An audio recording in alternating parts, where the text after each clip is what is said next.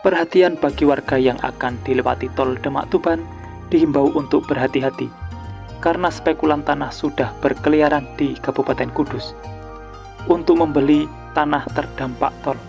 Informasi ini sangat penting untuk kalian simak, khususnya daerah yang dilewati tol Demak Tuban dan tol lainnya.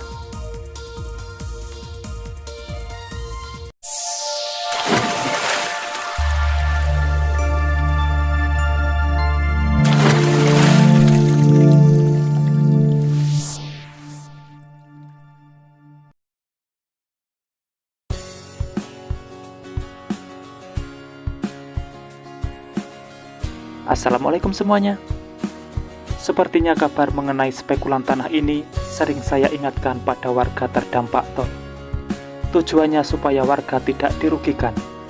Karena dengan adanya kabar pembangunan tol seperti ini, pasti spekulan tanah akan banyak berkeliaran. Yang belum tahu apa itu spekulan tanah adalah seseorang atau oknum yang akan membeli tanah terdampak tol. Dan nanti harapannya supaya bisa dapat ganti rugi dari proses pembebasan lahan dengan tujuan memperkaya diri sendiri. Karena kita tahu sendiri ganti rugi jalan tol harganya berkali-kali lipat dari harga pasaran. Dengan adanya informasi ini diharapkan semoga warga tidak mudah tertipu oleh para spekulan tanah. Dan berikut informasi selengkapnya.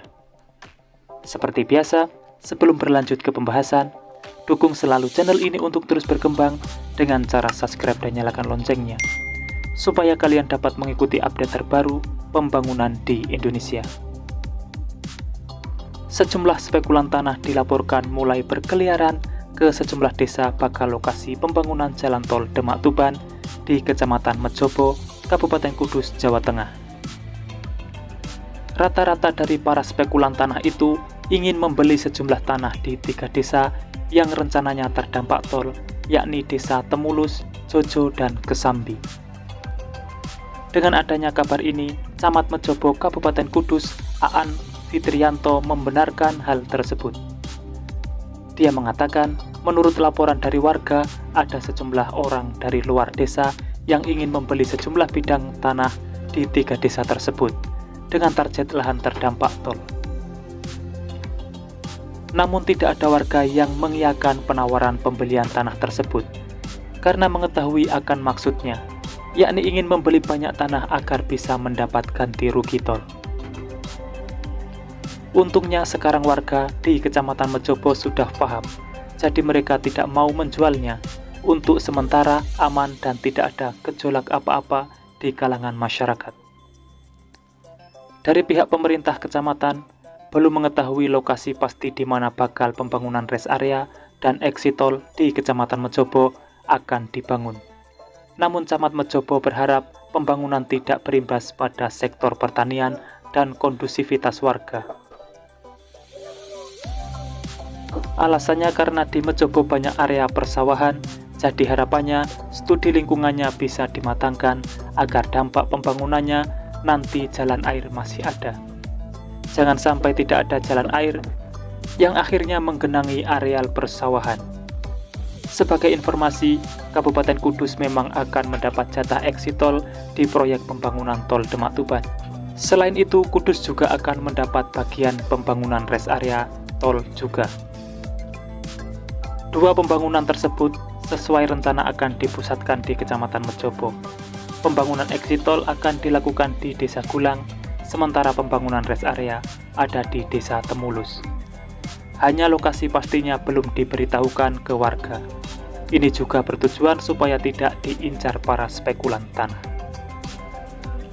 Panjang jalan tol Demak Tuban yang akan melalui Kabupaten Kudus sendiri mengalami penyusutan, di mana pada rencana baru trase tol hanya sepanjang 8,3 km saja.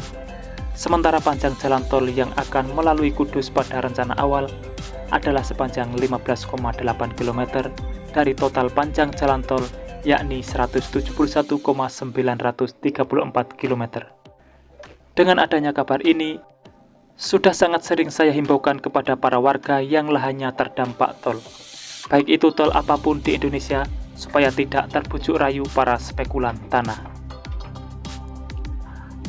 Dan sedikit pengetahuan kepada kalian semua, kenapa semua trase jalan tol yang akan dibangun di sebuah daerah tidak akan diberitahukan selama belum pemasangan patok. Itu karena supaya terhindar dari para spekulan tanah yang akan mencari keuntungan pribadi dalam pembangunan pemerintah. Jadi sekarang kalian bisa mengerti alasan kenapa trase atau rute tol Demak Tuban maupun tol lainnya dirahasiakan. Itulah tadi alasannya.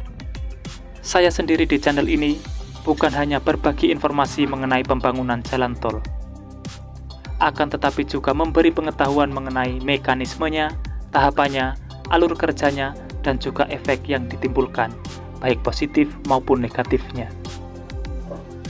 Jarang sekali kalian akan temukan channel yang membahas sedetail ini. Kebanyakan hanya membahas progres terbaru dan kemajuan proyek tersebut. Maka dari itu, channel ini berupaya menyajikan informasi sedetail dan seakurat mungkin. Tujuannya hanya satu, supaya yang terkena proyek pembangunan tidak resah dengan diberi pemahaman yang real.